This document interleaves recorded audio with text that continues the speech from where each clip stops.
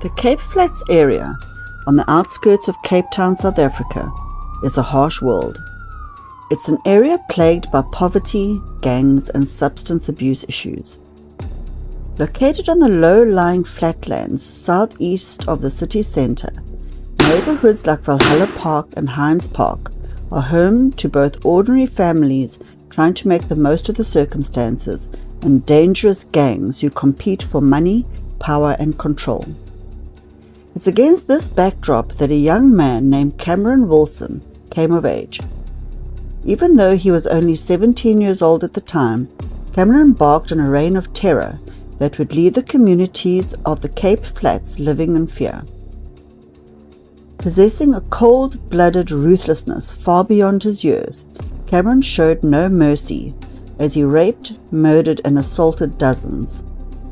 In just a few short years, the young killer demonstrated a complete lack of remorse for even his most gruesome crimes. Attacking without warning or provocation, Cameron demonstrated no pattern or preference for his violence.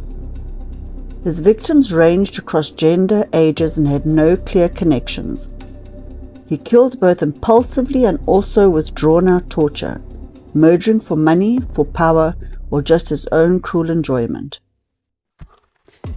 With a killer instinct seemingly coursing through his veins, Cameron had the potential to become one of the most notorious serial killers and violent offenders South Africa had ever seen. Cameron Wilson committed his first known attack in October 2014 that would set off a string of violent crimes. On this day, 17-year-old Cameron had ended up violently stabbing a man named Alfonso van Rooyen to death, following a loud confrontation between the two.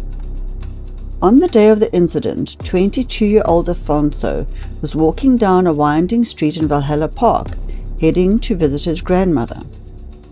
Though the neighborhood could be dangerous, it was a path Alfonso took nearly every day without incident. But on that day, residents peered out of their windows at the sound of shouting in the street below. They witnessed Cameron striding quickly to catch up to Alfonso, grab him by the shoulders and spin him around. Without hesitation, Cameron plunged a knife deep into Alfonso's chest, leaving him to bleed out on the sidewalk. Although the attack was witnessed by several members of the public, most were too afraid to come forward. This was because Cameron's father was a prominent member of the 28th prison gang, one of the most notorious and dangerous prison gangs in South Africa. Witnesses feared retaliation from not only Cameron but also his father and other members of the gang. This fear was not unfounded, as just 3 days after Alfonso's murder, Toya Starber, a man who had witnessed Cameron murdering Alfonso, was shot dead. Toya Starber was a well-respected member of the community and ran a shop from his home with his wife.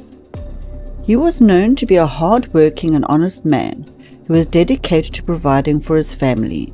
He kept to himself and didn't know Cameron or what he was capable of. On the day of his death, Toya had noticed Cameron Wilson entering his store. He had recognized Cameron as the man who had murdered Alfonso 3 days earlier. Not wanting to have anything to do with him, Toya asked Cameron to leave his shop. This led to a verbal altercation outside the store, and Cameron eventually fled on foot, with Toya following behind in his car, presumably to find out where Cameron lived so that he could call the police. However, just a few minutes after Toya had got into his car and started following Cameron Wilson, neighbors came rushing to inform Starber's wife that her husband had been shot dead just down the road. Witnesses told his wife that it was Cameron who had shot Toya, but once again no one was willing to provide a statement to police or testify against Cameron Wilson out of fear of retaliation. The police struggled to build a case against Cameron due to the lack of cooperation from witnesses. This lack of accountability allowed Cameron to continue his violent crimes without consequence. This culture of silence and fear perhaps emboldened his brutal instincts even more, and for many in the Cape Flats the worst was yet to come. Emboldened by his ability to evade punishment for his first 2 murders, over the next 2 years Cameron Wilson descended into a spree of horrific violence and depravity. The Cape Flats community lived in fear as again and again Cameron attacked without warning, remorse or hesitation. In December 2014, just 2 months after killing Toya Stauber, Cameron murdered 20-year-old Ernest Erasmus in a chilling attack on Christmas Day. Ernest had been visiting a tavern in Hines Park, Cape Town, with his girlfriend, where they purchased a small bag of cannabis before heading home. However, they soon realized they had dropped the bag somewhere along the way. Retracing their steps back to the tavern, the couple searched the street to recover their drugs. It was at this moment that Cameron appeared, riding up suddenly on his bicycle. He demanded money from Ernest, but when Ernest insisted he had nothing to give, Cameron ruthlessly pulled out a screwdriver and plunged it into Ernest's neck, leaving his victim to bleed out on the sidewalk, while Cameron pedaled quickly away from the scene. 4 months later, in April 2015, Cameron's violent spree continued as he attacked 2 more victims in separate incidents. The first was 20-year-old Cody Fander, who was walking with a friend when Cameron approached them and demanded to look inside Cody's backpack. When Cody refused, Cameron became enraged and pulled out a knife, stabbing Cody in the chest before he fled the scene. Despite being critically injured, Cody Fander survived the attack. Later that same month, 17-year-old Dawnie Davids became another one of Cameron's victims. Dawnie had been visiting a friend and was walking home alone across an open field when she bumped into Cameron's cousin. She knew Cameron's cousin from the area, and the 2 were friends, so Dawnie thought she had no reason to be fearful. The 2 started chatting as they walked across the field, and nothing seemed out of the ordinary. That is, until Cameron himself suddenly appeared and aggressively grabbed Dawnie. Cameron dragged the terrified girl away from the streets and houses to a more isolated area. Here he forced his cousin to start kicking Dawnie before instructing him to move away. Dawnie begged and pleaded with Cameron to just let her go, demanding to know why he was doing this. Yet Cameron ignored her cries and proceeded to rape the young girl. As soon as Cameron had finished his sadistic assault, Dawnie seized the chance to break free from his grip and started running, but Cameron quickly caught up to her and stabbed her viciously in the back of the neck before fleeing the scene and leaving her for dead. Dawnie was rushed to the hospital and ended up surviving the horrific ordeal, but she was left traumatized and struggled to cope with the psychological impact of the unprovoked attack. Despite her surviving the assault and being able to identify Cameron as her attacker, he remained free and continued his spree of violent crimes. It is unclear why he was not arrested after this attack, but it is possible that the lack of cooperation from witnesses and the fear of retaliation from Cameron and his father's gang played a role. Cameron's attack seemed entirely random, with victims ranging across ages and genders. No one felt safe, yet somehow, despite the growing body count and trauma left in his wake, Cameron Wilson continued to walk free. At the end of April 2015, Cameron Wilson committed one of his most brutal and chilling crimes yet, when he raped and murdered 16-year-old Stacey Mahali.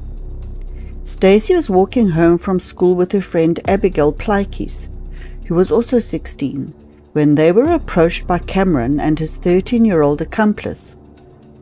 At first the encounter seemed harmless, but it quickly turned sinister when Cameron pulled out a gun and forced the terrified girls to follow them deeper into an isolated area.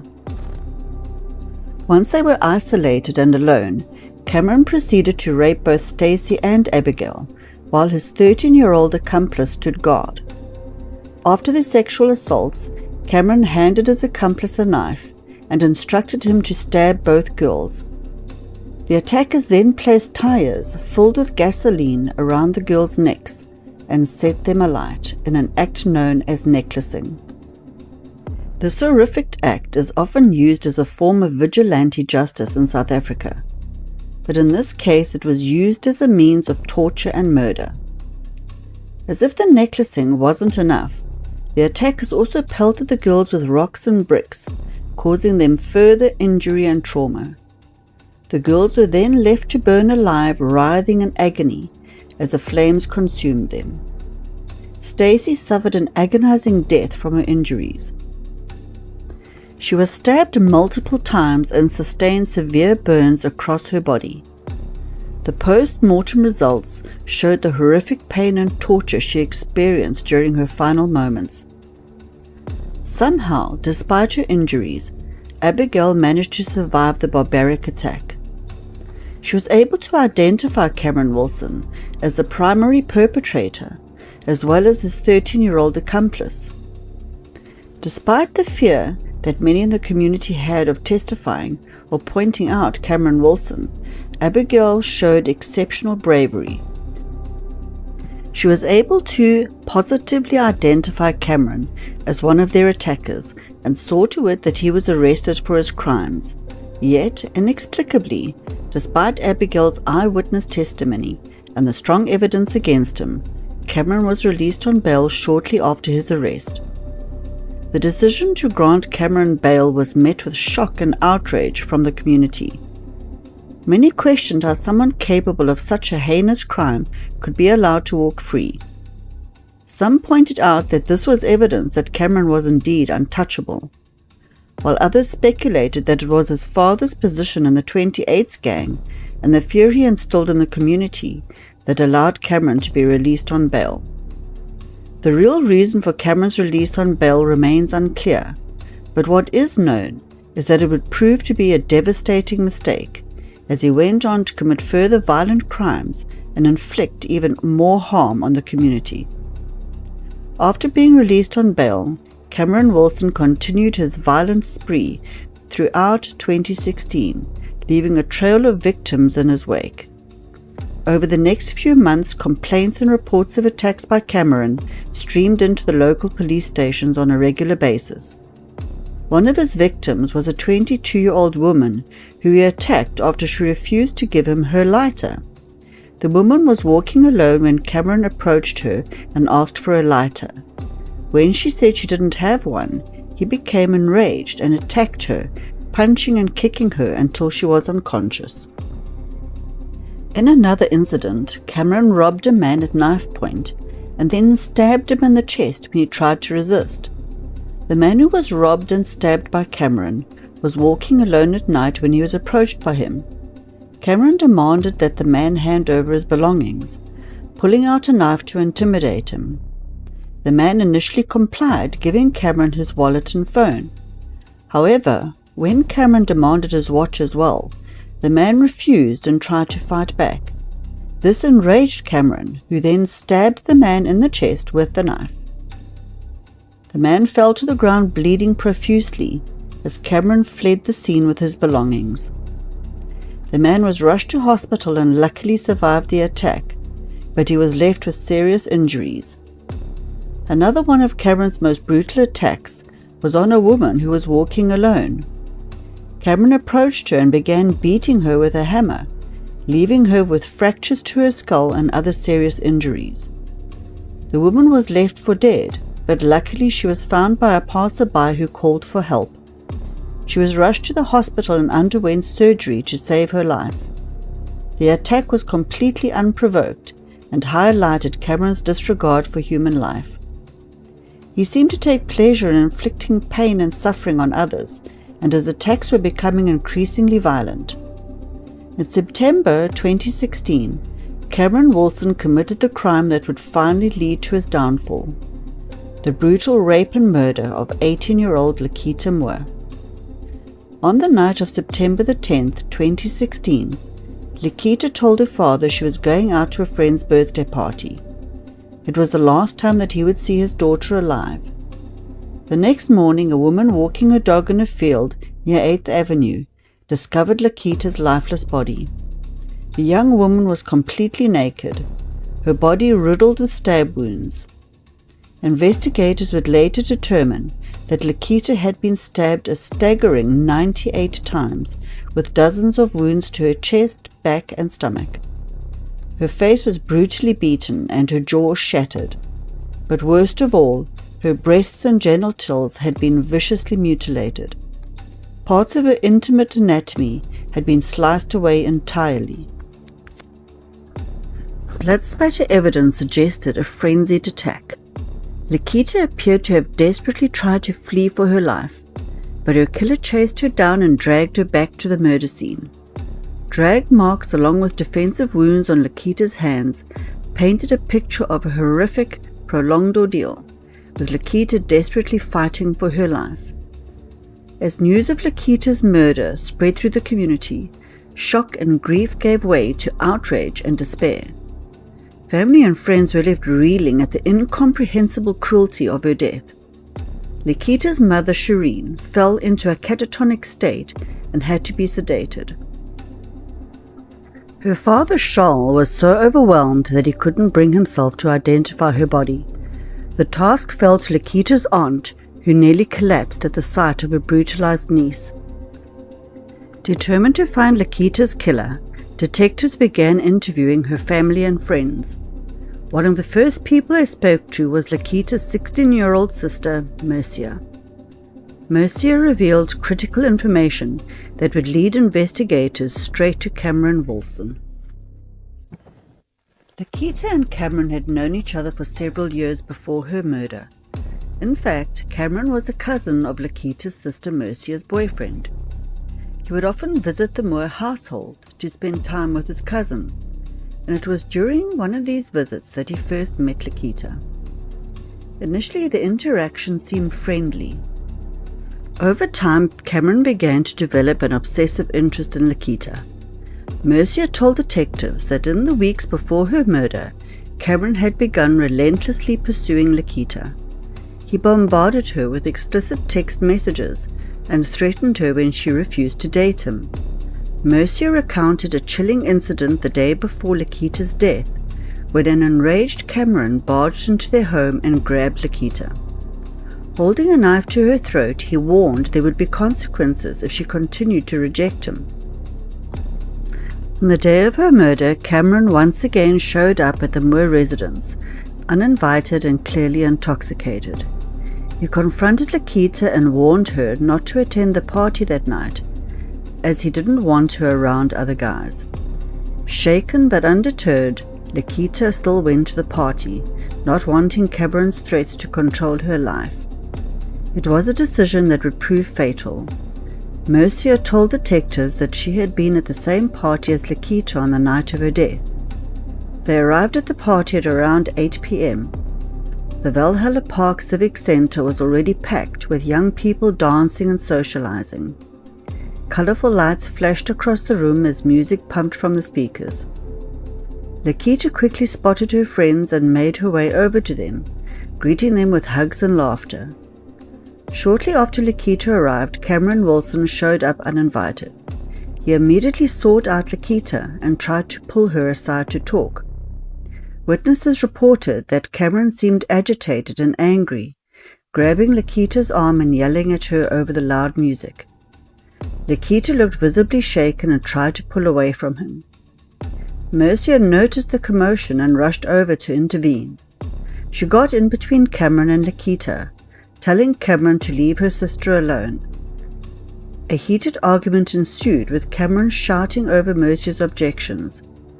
At one point, he shoved Mercia aside and grabbed Lakita by the hair, trying to drag her towards the exit. Other partygoers took notice of the escalating situation and stepped in to help. A group of Lakita's male friends confronted Cameron, pushing him away from Lakita and telling him to get out. Enraged, Cameron shouted over the music that Lakita belonged to him and threatened to act as he pleased towards her. He then stormed out of the party, glaring at Lakita as he left. At some point during the night, Cameron made his way back into the party, and witnesses recounted seeing him speaking to Lakita. They said that Lakita appeared upset but resigned. and after a tense conversation, she was seen leaving the party with Cameron, although reluctantly. Mercia, who had kept a close eye on her sister the entire evening, grew concerned when she saw Lakita heading out with Cameron. She quickly caught up to them outside and confronted Cameron, asking where he was taking her sister. According to Mercia's later testimony, Cameron seemed agitated and defensive when she approached them. He told Mercia that he and Lakita were just going to get some box wine from a nearby liquor store, and that it was none of her business. Mercia found this odd, as the liquor stores would have been closed at that hour. Sensing something was off, Mercia pleaded with Lakita not to go with Cameron. She reminded her sister of Cameron's earlier threats and controlling behavior, urging her to come back and side with her where it was safe. But Lakita, perhaps not wanting to cause a scene or underestimating the danger she was in, brushed off Mercia's concerns. Lakita assured Mercia that she would be fine and that she'd be back soon. She told her sister to go back inside and enjoy the rest of the party. Mercia, still uneasy, asked Lakita to promise to call her if anything happened or if she needed help. Lakita agreed and then walked off into the night with Cameron. That was the last time Mercia would see her sister alive. She would later deeply regret not doing more to stop Lakita from leaving with Cameron that night, and the guilt would haunt her for years to come. Police believe that after leaving the party with Lakita, Cameron took her to a secluded field near 8th Avenue. It was there that he brutally raped and murdered her, subjecting her to hours of unimaginable torture. Lakita fought back valiantly, but was ultimately overpowered by her murderer's rage. After hours of unimaginable torment, Cameron left Lakita's battered, lifeless body exposed in that field, discarded like trash. He calmly walked away from the scene, leaving behind a trail of blood and horror. As if Lakita Moore's brutal murder wasn't horrifying enough, the Cape Flats community was dealt another devastating blow the very next day. On September 11, 2016, just hours after Lakita's body was discovered, a passerby stumbled upon the lifeless body of 20-year-old Xavier Bester in a field not far from where Lakita had been killed. Xavier was a neighbor of the Moore family and lived with his mother and sister in the area. He was known to be acquainted with both Lakita and Cameron Wilson. In fact, some residents whispered that Xavier had been romantically involved with Lakita, although her family denied this. Detectives noted the eerie similarities between Xavier's death and Lakita's. Like Lakita, Xavier had been stabbed multiple times and left in a secluded area.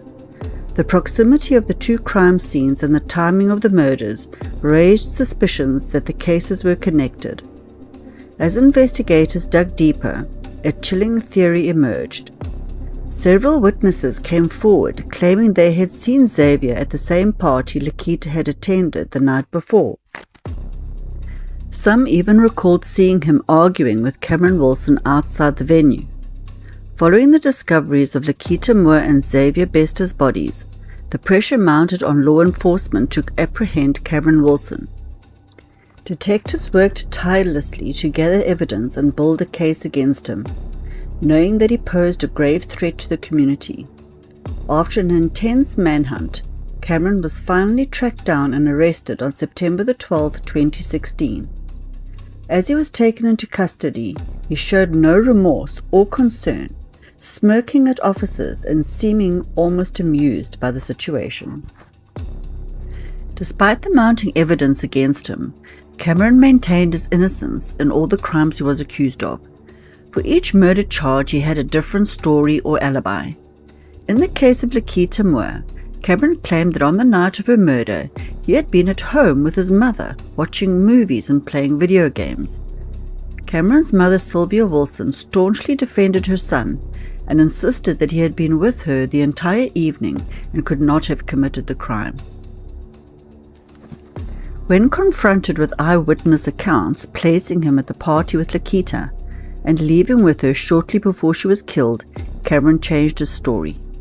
He now claimed that while he had been with Lakita that night, it was actually his friend Xavier Bester who had killed her in a fit of jealous rage. Cameron alleged that he had tried to stop Xavier but was unable to prevent the murder. For the murder of Alfonso van Rooyen, Cameron claimed that he had been in a different part of town at the time, visiting a friend.